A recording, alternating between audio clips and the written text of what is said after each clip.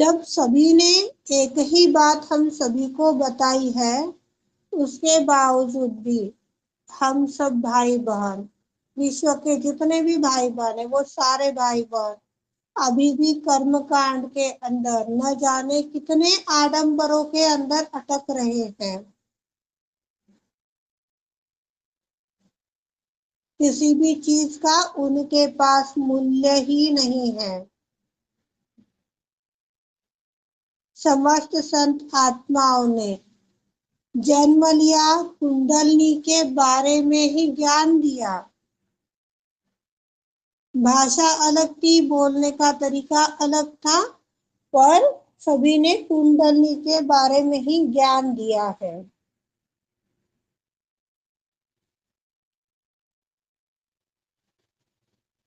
जितने संत आत्मा आ गए उन समस्त संत आत्माओं को, जो पूर्वकालीन व्यक्ति थे, जिन्हें हम ब्रिटिश बोल सकते हैं या उससे भी पहले और भी कोई साम्राज्य रह चुका होगा, तो वह व्यक्ति उन लोगों को डराते थे, धमकाते थे, उनको न जाने कितना कष्ट देते थे।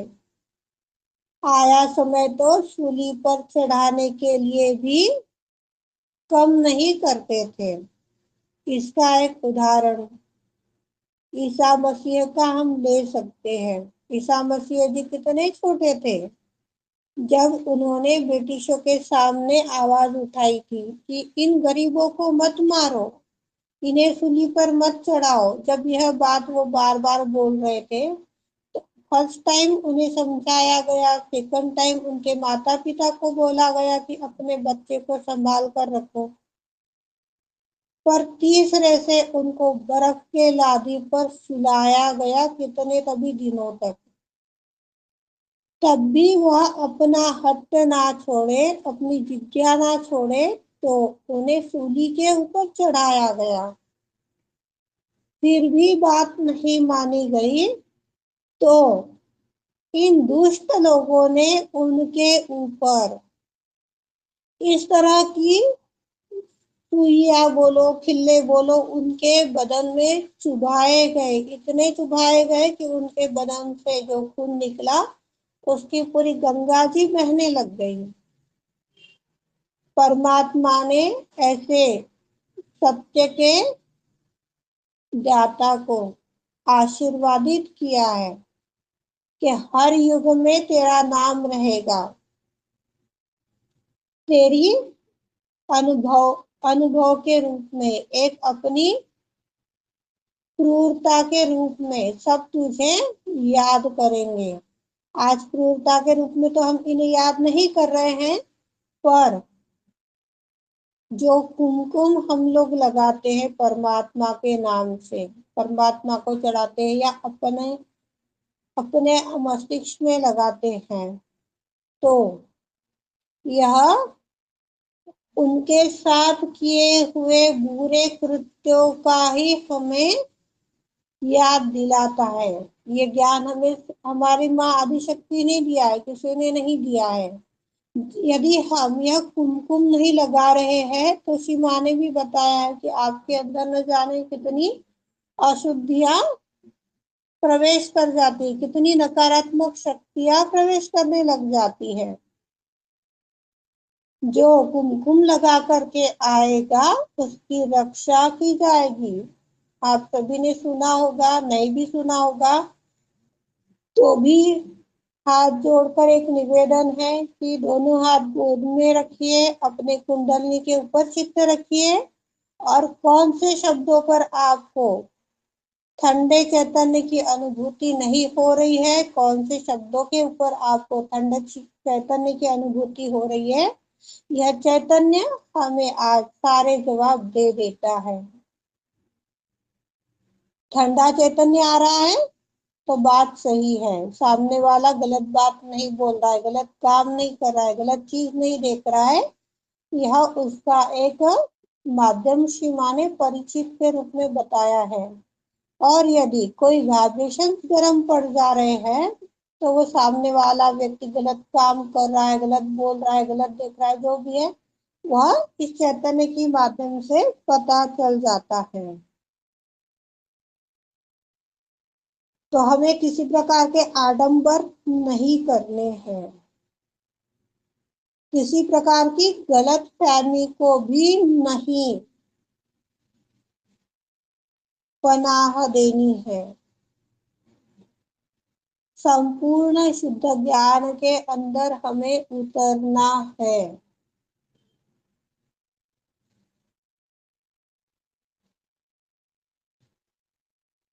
हमें ज्ञान होना चाहिए। सही और गलत का जो ज्ञान है वो हमें पता होना चाहिए। इस ज्ञान की माध्यम से ही सहयोग का मार्ग हमारा खुलता है। हमें किस मार्ग पर चलना है, किस मार्ग पर नहीं चलना है, कौन सा काम करना है, कौन सा काम नहीं करना है, कैसे जजमेंट लेना है, यह सारी बातें आप लोगों को समझाई जा चुकी है, बताई जा चुकी है। फिर भी बड़े अफसोस के साथ बोलना पड़ रहा है, जो पुराने भाई बहन है जिनको ये सारी कलाएं सिखाई जा चुकी है, वो भी भावुकता में आकर के एकदम क्रिया प्रतिक्रिया करने लग जाते हैं, जो अनुचित है। जो भाई बहनों ने अपने ज्ञानेंद्रिय हमें किस तरह से पता नहीं की ओर ले जाते हैं, या वाणी सुनी होगी या लिखी होगी, उन्हें यह बात समझ में आएगी। पूर्ण ज्ञान को प्राप्त करना है। पूर्ण ज्ञान हमें कब प्राप्त होगा? जब हमारा चित्त हमारे अंदर और हमारी माँ परमात्मा से एक रूप रहेगी। आज जो यह कुंडली का कार्य हुआ है, इसकी लाइन आप सभी को बताई गई थी। जो एब्सेंट है उन लोगों को फिर से बता रही हूँ। हमें हमारे कुंडली का जागरण करना है। कुंडली के जागरण के पश्चात अपने अंदर उन दिव्य शक्तियों को पाना है, जागृत करना है, अनुभव करना है। यह एक लाइन में के उर्वरित कुछ शब्द है। इसके आगे के शब्द आदिशक्ति श्री माता जी ने बताए हैं। आप चाहो तो सुन सकते हो, पढ़ सकते हो, देख सकते हो, जो भी है। ओपन योर हार्ट पार्ट 3, यह श्री माता जी की वाणी है। अपना हृदय कैसे खोले, भाग 3। इस वाणी के अंदर श्री माँ ने बताया है, जब हमारी कुंडली सहस्त्रार में आ जा रही है, तब सहस्त्रार से ऊपर का सफर किसे तय करवाना है, और यह सफर हमने तय किया है। बहुत सुंदर अनुभूति रहती है, इतना आनंदमय वातावरण रहता है, घर का बोलो, अपना बोलो, आसपास का। यह अनुभूति श्री माँ ने करवाई है, उनका अनंत कोटि धन्यवाद है। तो इसके आगे की कड़ी यह है, जो अभी तक हम लोगों ने इसका अनुभव भी लिया नहीं है, प्रैक्टिस भी की नहीं है और जाना भी नहीं है। इसका रीजन भी आप लोग ही हो। आप लोगों को बताया गया था कि दिन भर में जितनी बार आपको समय मिल रहा है, ये नहीं है कि एक टाइम में आपको 10 बार उठानी है, 5 बार उठानी है या 50 बार उठानी है, किसी को काउंटिंग नहीं बताई गई है। जिसका जितना बन रहा है, 5 टाइम हो रहा है एक समय में, 5 टाइम करो। 1 बार हो रहा है 1 बार करो, 10 बार हो रहा है 10 बार करो। पर दिन भर में जितनी बार आप अपनी कुंडली उठाओगे, उतने टाइम वह अपने सहस्त्रार से ऊपर जो 3 चक्र है, अर्ध बिंदु, बिंदु, वलय, इस स्थान में वह विराजित रहनी चाहिए। तो हमें कोई भी चीज, सुख हो, दुख हो, मान सम्मान, आपदा विपदा, ठंडी गर्मी, जो भी तुच्छता है, वह स्पर्श नहीं कर सकती है। दूसरी एक विशेषता आप लोगों को बताती हूँ। मैं बाहर गांव जा रही थी, तो गाड़ी अचानक से इस तरह से टर्न हो गई, इस तरह से स्लिप हो गई कि हमें पता तक नहीं चला। उस दिन मरते मरते हम लोग बचने वाले थे। काफी 2-3 साल पुरानी बात है। मरते मरते हम लोग बचने वाले थे। पर जब यह कुंडलनी शक्ति सहस्त्रार में विद्यमान थी, आप लोग यकीन नहीं मानोगे, इस तरह से उस गाड़ी को जैसे मान लो कोई दिव्य शक्ति ने पकड़ रख लिया हो, और हमें इतना सा आज तक नहीं आने दी, एक सादी खरोच तक हमारे बदन पर नहीं लगने दी। इस तरह के कार्य होते हैं। अभी के समय में यदि हम लोग देखें तो कितने एक्सीडेंट हो रहे हैं, कितने आपातकालीन घटनाएं घटित हो रही है, कितने मानव किस रूप से धरातल में समा चले जा रहे, किस तरह से पृथ्वी काम करे, किस तरह से आकाश काम कर रहा है, वायु काम कर रहा है, ये हम सब देख पा रहे हैं।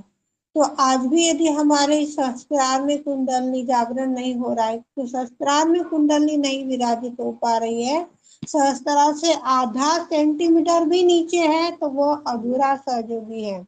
एक अच्छा सहयोगी है पर उसके ऊपर बुरा चित्त आ रहा है। ये कल की वाणी की लाइन है, आप लोग सुन लीजिएगा, मैं वाणी डाल दूंगी चाहे तो।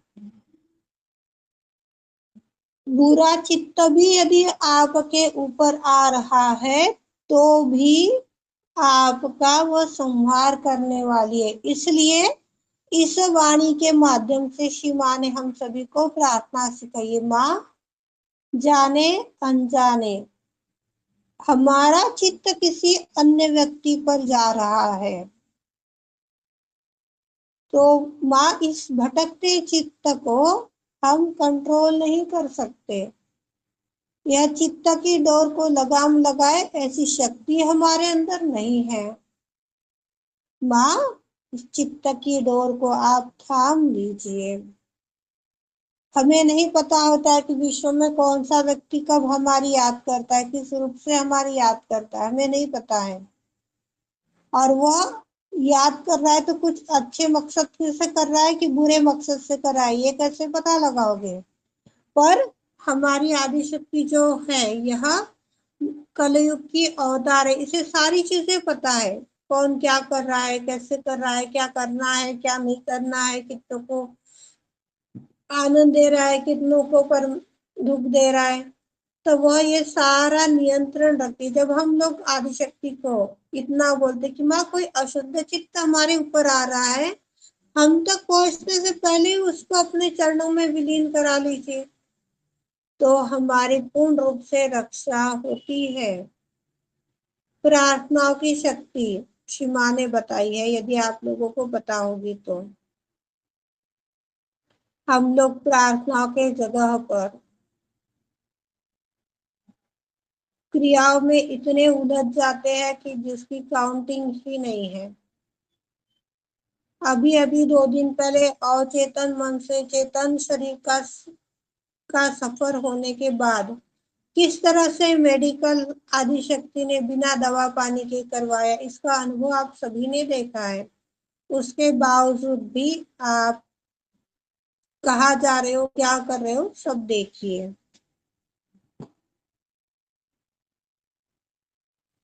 कुंडली उठती है तो तालु भाग से गुजरती है। जब यह तालु भाग से गुजर जा रही है तो इसको कबीरदास जी ने अनहद बताया गया है। शून्य शिखर पर अनहद बाजी रे। शून्य शिखर का है हमारा सहस्त्रार तालु भाग। इससे ऊपर जो हमारे चक्र है सहस्त्रार में, सिर के ऊपर जितने चक्र है, यह चक्र हमारे 3 नाड़ी और 7 चक्र पर के विराजित देवी देवताओं का पीठ है। यहाँ पर वह जब विद्यमान होती है तब जाकर के ओरिजिनल सामूहिकता बनती है। जैसे जैसे आप लोग जो आत्म परीक्षण का कार्य हो रहा है, जो चर्चा हो रही है, इसको ध्यान में लोगे, इसके पॉइंट्स लिखोगे, इसको अपने व्यवहार में लाओगे, 4 लोगों के साथ यह बातें शेयर करोगे, तो यह दृढ़ता में आएंगे। दृढ़ता में आने के बाद में यह आगे बढ़ते चले जाएंगे, क्योंकि श्री माँ ने बताया है हमें सीमित नहीं रहना है। सीमित रहने का मतलब है कि कोई ज्ञान, कोई चीज, कोई कला, जो भी कुछ है वो अपने तक सीमित रखना, यानी सीमित हो गया। पर फिर कोई भी चीज हो, ज्ञान है, कला है, जो भी कुछ है वह अपने से दूसरों तक, दूसरों से तीसरे तक यदि हम फैला रहे हैं, ऐसा करके वो असीमित तक जाता है। इससे परमात्मा बड़ा खुश हो जाता है। इसके लिए एक उदाहरण आप लोग इस तरह से देख सकते हो, ले सकते हो। मान लीजिए आपको कोई काम है, कैसे करूं, क्या करूं, किसको पूछूं, जाऊं कि नहीं जाऊं, इस तरह की मझधार में पड़े रहते हैं। उसी टाइम पर कोई व्यक्ति आपके घर आता है या फिर किसी का फोन आ जाता है। फोन आने के बाद में बातों बातों में ही वो अपना कोई अनुभव सुना जाता है या फिर कुछ ऐसी बात बोल जाता है जिससे आपको ज्ञान मिल जाता है। अरे यार, बहुत अच्छा हुआ उसका फोन आया था या वो व्यक्ति आया, तो उसकी ये बातों से मुझे ये बात ध्यान में आई और मैंने भी वैसे किया, आज मेरा काम बहुत अच्छा हो गया, मुझे कोई परेशानी नहीं हुई। कैसे भगवान ने उसको भेजा, कैसे भगवान ने उसे बुलवाया, इस तरह की टोनिंग हमारी रहती है। होता है ना प्रणीता जी? जय श्री माता जी। प्रणीता आयुर्वेद, जय ऐसे श्री एक्सीडेंट माता दी। हमारे साथ होते हैं। हाँ सुनीता जी। जय श्री माता जी दीदी, आप बहुत अच्छे अच्छे सब डाल रही हैं मैसेजेस, और ये तो हमको बहुत उससे इंस्पिरेशन मिल रहा है, इंस्पायर हो रहे हैं।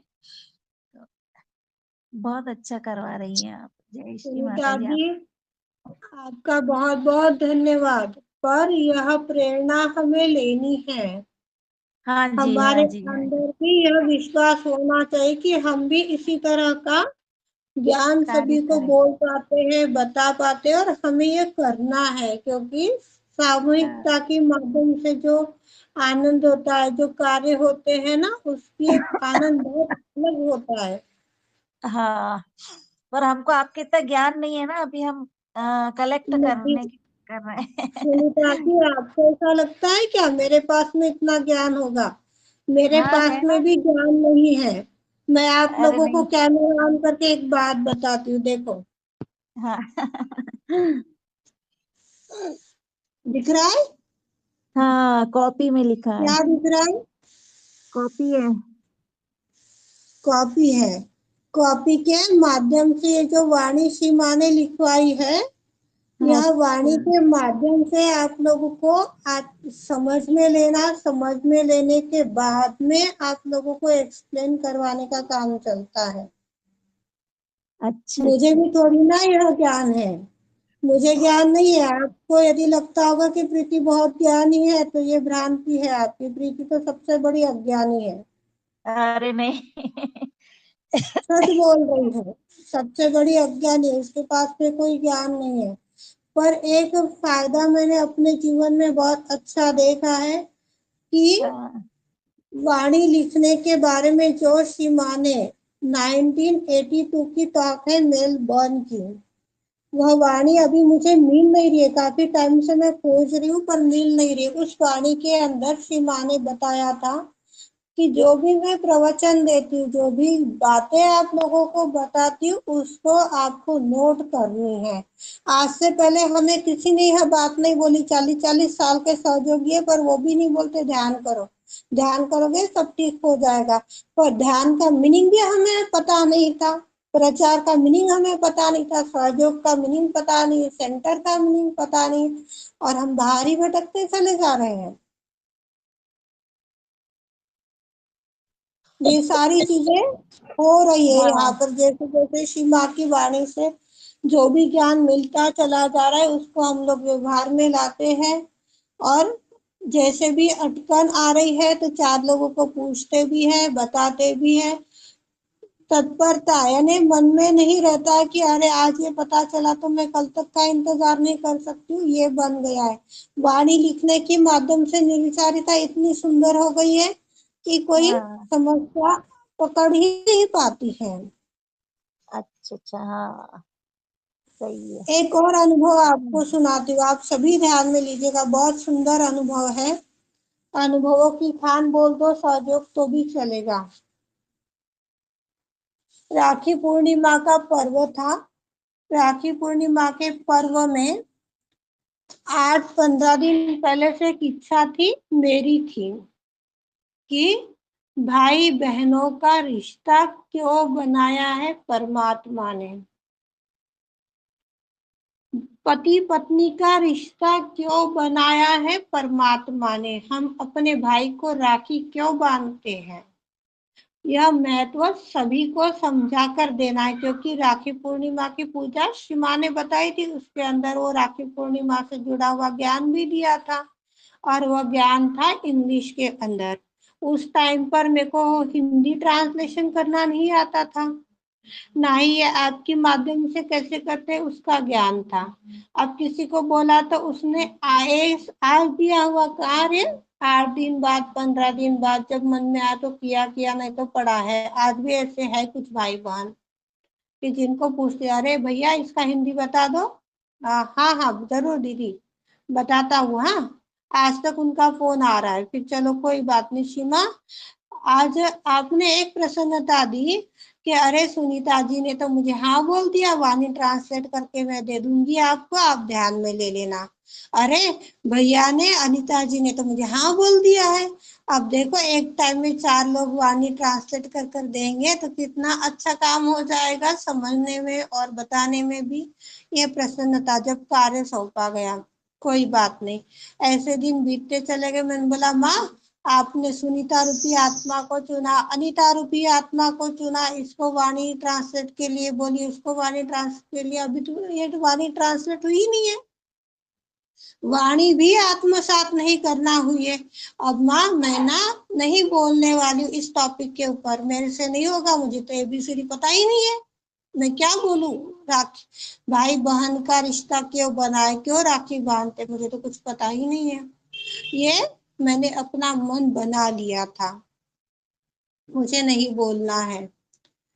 सुबह का 7 बजे का डेली वर्क चलता था, उस टाइम पर 5 बजे का ध्यान नहीं रहता था। डेली वर्क के अंदर सीमा ने एक छोटी सी प्रोसेस बताई है, बहुत सुंदर प्रोसेस है। उसके अंदर कम टाइम में हमें कैसे निर्विचार होना है, कैसे अपनी सारी शर्तियों से परे उठना है, उसके बेस के ऊपर सीमा ने ध्यान बताया है।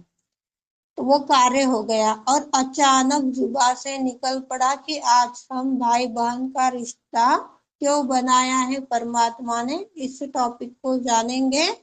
और पति पत्नी का रिश्ता क्यों बनाया है इसका महत्व समझेंगे। अब मुश्किल ऐसी हो गई कि श्री माता जी आपने वाणी ट्रांसलेट कर कर दी नहीं, वाणी मैंने सुनी नहीं, मुझे इसमें की एबीसीडी तक पता नहीं है, तो यह ज्ञान मैं बांटू कैसे, मेरे को तो कुछ भी नहीं पता है। चलो आज फटाफट मैं अपने काम निपटाती हूँ और शास्त्रार में जाकर ध्यान से वाणी सुनती हूँ। जब आत्मा स्थापित हो जाएगी तो कोई ना कोई शुद्ध ज्ञान उपज जाएगा, ये भावना मेरे अंदर जाग उठी।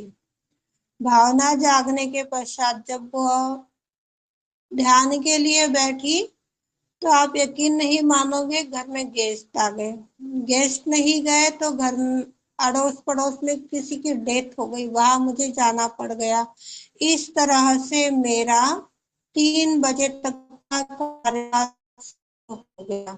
3 बजे तक मैंने खाना नहीं खाया थी। अब खाना नहीं खाऊ तो वाणी सुनकर तो खाना खाया, खाना खाया वाणी अब आपकी टेंशन आने वॉइस ब्रेक हो रही है, बोलूंगी कैसे आपकी बताऊंगी वॉइस क्या ब्रेक हो रही होगा। है, हाँ ब्रेक हो रही थी, मतलब समझ में नहीं आ रहा था। अच्छा, सभी को हो रहा है क्या ये? आवाज कट हाँ रही है क्या? हाँ दीदी कट आज रही है की कट रही है। रिकॉर्डिंग डाल देना प्लीज दीदी। हाँ कैसे वाणी बोलूंगी, कैसे समझाऊंगी, जो बात तो चली गई है कि सभी को बोलना बताना है। चलो पता नहीं सीमा आप देख लेना, अब आपने तो बुलवाया है कि हमें इस तरह की चर्चा करनी है, मुझे तो पता नहीं है क्या बोलना है क्या करना है। सबको संतुलन करवाया, धीरे धीरे संतुलन चला। फिर मन में करंट आया कि अरे धीरे धीरे संतुलन करवा रही हूँ तो दीदी चर्चा कब करवाएगी, कब बताएगी भाई बहन का रिश्ता क्यों बना है। पति पत्नी का रिश्ता क्यों बना है, कब बताएगी? इन लोगों को तो समझ में आ जाएगा और मुझे अपनी कमजोरी नहीं बतानी है।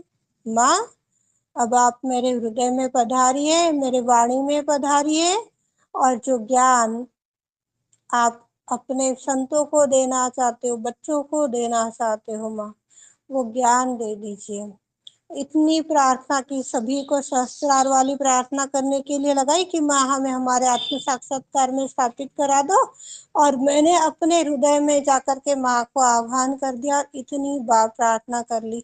आप यकीन नहीं मानोगे, ऐसे श्री माँ जुबा पर बैठ गई, ऐसे ऐसे शब्द बुलवा लिए कि सब अचंभा करने लगे। मैं खुद अचंभित हो गई कि ये कैसे हो गया। पहली चर्चा मेरी हुई थी कि डर पर काबू कैसे करें, डर को कैसे भगाए। जब तक डर नहीं भागेगा तब तक अपना उत्थान ही नहीं होने वाला है।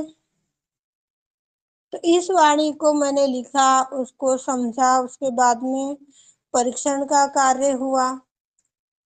फिर भी बोलने में, बताने में थोड़ी सी अटकन मुझे आई, पर यह चर्चा श्री माँ ने करवा ली सुनीता जी, कहीं पर किसी भी टाइप का अटकन नहीं आया। तो हमें बार बार यही चीज बताई जा रही है कि हमें पहले तो अपनी माँ के ऊपर विश्वास करना है, दूसरी चीज हमारे ऊपर हमें विश्वास करना है, तीसरी चीज हमारी दिनचर्या को हमें देखना है। यदि हम अपनी दिनचर्या को देख पा रहे हैं, अपने माँ पर विश्वास कर पा रहे हैं, तो हर एक मुकाम पर विजय प्राप्त कर सकते हैं। अब आदत लग गई है, अब प्रैक्टिस हो गई है सभी को चर्चा करने की, कुछ अनुभवों के माध्यम से, कुछ श्री माँ के वाणी की माध्यम से, कुछ आत्मज्ञान की माध्यम से, सारी खिचड़ी आप लोगों के सामने परोसी जाती है। सभी ने वाणी लिखनी चाहिए। अभी किसी ने मेरे साथ में बहस की थी, 2 दिन पहले की बात है, कौन है पता नहीं। आप श्री माँ के सामने रहे हो क्या, वाणी लिखने के लिए क्यों बोल रहे हो? काय को वाणी लिखना है, क्या करना है? जो व्यक्ति अपनी आज्ञा पर विराजित है, ऐसे व्यक्तियों के सामने तो हमें माँ ने खड़ा रहने के लिए अनुमति नहीं दी है। जो व्यक्ति विशुद्धि असंतुलित है, उससे ज्यादा बात करने की अनुमति नहीं दी है, मैंने उसको छोड़ दिया। निर्विचारिता बहुत अच्छी आती है, हमारे सहयोग की पहली पायरी है, उत्क्रांति की पायरी निर्विचारिता। निर्विचारिता में हम स्थापित हो रहे हैं तो कितने बड़े बड़े काम हो जाते हैं। कोई व्यक्ति बड़बड़ कर रहा है, कोई आपको गाली गलौज दे रहा है, कोई आपको बुरा बोल रहा है, किसी भी प्रकार का गलत काम हो रहा है, वाणी के माध्यम से आप एक ही समय में 3 बार निर्विचारिता का मंत्र ले लीजिए। चौथे सेकंड के अंदर जैसा ही आपका मंत्र खत्म हो गया, उसी क्षण सामने वाला व्यक्ति ठंडा पड़ जाता है। मंत्र कैसा लेना है? सामने वाला व्यक्ति बहुत बोले चले जा रहा है, अब अपने को तो बातें पक रही है, बोर हो रहा है, समझ में नहीं आ रहा है, उठ भी नहीं सकते हैं, ऐसी सिचुएशन अपने ऊपर आती है। आने के पश्चात उस आदमी के या व्यक्ति के बिंदिया की ओर, जो हमारी आज्ञा चक्र होता है, इस आज्ञा चक्र की ओर देखिए, अपना चित्त सहस्त्रार में डालिए और निर्विचारिता का मंत्र मन ही मन बोल डालिए। वह व्यक्ति बात करते बराबर नहीं शांत हो जाए तो यह चैलेंज है। तो इस तरह का ज्ञान हमें मिलता है। आज वाणी तो सभी सुनते हैं, वाणी सभी लिखते नहीं है, कोई बोलता नहीं है। इससे जो ज्ञान हमारे अंदर विकसित होना चाहिए वो ज्ञान विकसित नहीं होता है, और ज्ञान विकसित न होने के कारण से गहराई प्राप्त हमें नहीं होती। फिर ये व्यक्ति इतना पुराना है, वो व्यक्ति अच्छा बोल रहा है, ये व्यक्ति अच्छा बोल रहा है, इस तरह से हम भटकते चले जाते हैं। आज हमें नहीं पता है कौन सा व्यक्ति कितना किस समय पर संतुलन में है, कौन सा व्यक्ति हमें उचित मार्गदर्शन दे रहा है, कौन सा व्यक्ति अनुचित मार्गदर्शन दे रहा है, हमें नहीं पता होता है। पर वो पुराना है यह बोलकर हम उसके ऊपर विश्वास कर गुजर जाते हैं और बिना माँ के वार्तालाप किए ही कार्य को आगे बढ़ा जाते हैं, जो हमारे लिए खतरे की घंटी बन जाती है। कल भी आप लोगों को मैंने ये बात बताई थी कि आशा करती हूँ आप कहीं उलझोगे नहीं। फिर भी आज आप कहाँ पर उलझे, कितने प्रकार से गलत कार्य किए, कितने प्रकार के सही कार्य किए, अपने आप में स्वयं को टटोलिए तो बड़ा भला हो जाएगा आप सभी का। जय श्री माता जी। एक लाइन के ऊपर इतना लंबा चौड़ा भाषण दे दिया, सोचते होंगे सभी, क्षमा चाहती हूँ, थैंक यू। पर क्या करूँ। थैंक यू दीदी, बहुत अच्छी बात बताई है, उपयोगी है। Thank you. जय श्री माता जी। क्षमा चाहती हूँ, पता नहीं बोलने लग गई कि बोलने में लग जाती हूँ। नहीं, बहुत अच्छा लगा, हमको बहुत अच्छा लगा, ज्ञान की बात मिली, इसके लिए थैंक यू। जय श्री माता जी। हमें ईश्वरीय शक्ति से एक होना है, सभी को यह बात ध्यान में लेनी है। ईश्वरीय शक्ति कौन सी है? जो ब्रह्मांड में विचरण कर रही है, जो हमें निःशुल्क हवा दे रही है, पानी दे रही है, हमें स्थापित कर रही है। ये पृथ्वी गोल गोल घूमते चली जा रही है, फिर भी हम बैठे हुए हैं, डगमगा रहे हैं क्या? मान लो आप गाड़ी, कोई बाइक चला रहा है, कोई स्कूटी चला रहा है और व्यक्ति उसके ऊपर बैठ करके हलचल कर रहा है, तो क्या वो बाइक चलाने वाले को आसानी होगी? वो फिर बोलेगा अरे शांति से बैठो ना, हिलडुल क्यों कर रहे हो? पर हमारी पृथ्वी माँ ने हमें फिर भी वो गोल गोल गोल गोल घूमते चली जा रही है और हमें जमा कर बैठा कर रखा है, पकड़ कर रखा है कि मेरा बच्चा कहीं गिर ना जाए, मेरे बच्चे को कहीं कष्ट ना हो जाए, कोई चोट ना आ जाए। कितना प्रेम कर रही है। यह प्रेम हमारे अंदर जागृत होना चाहिए। यह प्रेम जो है, यही दिव्य शक्ति है, यही प्रेम का वरण करना है, इसी प्रेम का पूजन करना है, इसी प्रेम का भोजन हमें करना है।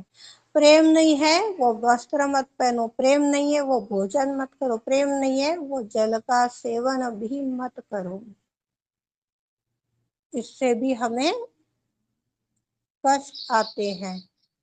प्रेम वह शक्ति है जो दिव्य है, अजर है, अमर है, जो हमारे समस्त बाधाओं को, तकलीफों को हर लेती है।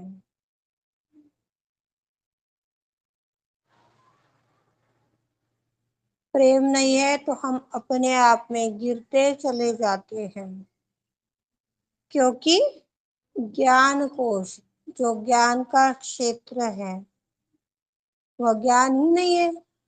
ज्ञान होते हुए भी हम उसको भूल जाते हैं, उसको व्यवहार में नहीं ला रहे हैं, तो भी असंतुलन आएगा।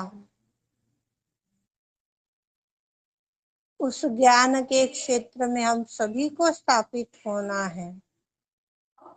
जब ज्ञान के क्षेत्र में हम सब स्थापित हो जाएंगे, तब अज्ञानता के सारे भंवर छूट जाएंगे।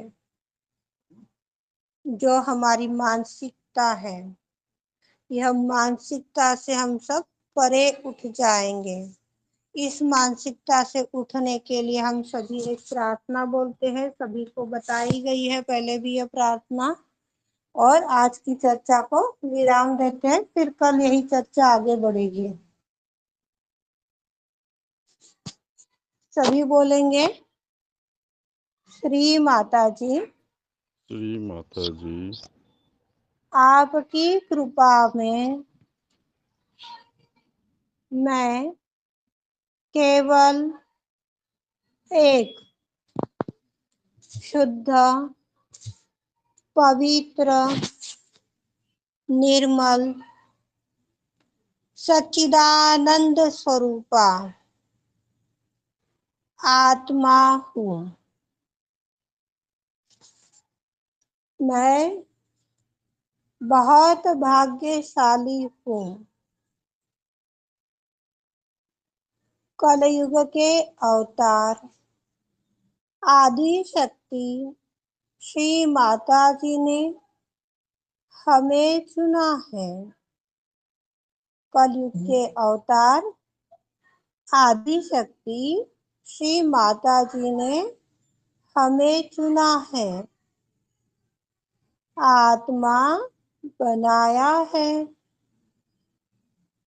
आज तक माँ ने जो किया अच्छा किया, जो करने वाली है वो भी अच्छा ही करने वाली है, जो हो रहा है वो भी अच्छा ही हो रहा है, क्योंकि मैं माँ की सर्वश्रेष्ठ रचना हूँ। माँ हमें पूर्ण रूप से दसों दिशाओं से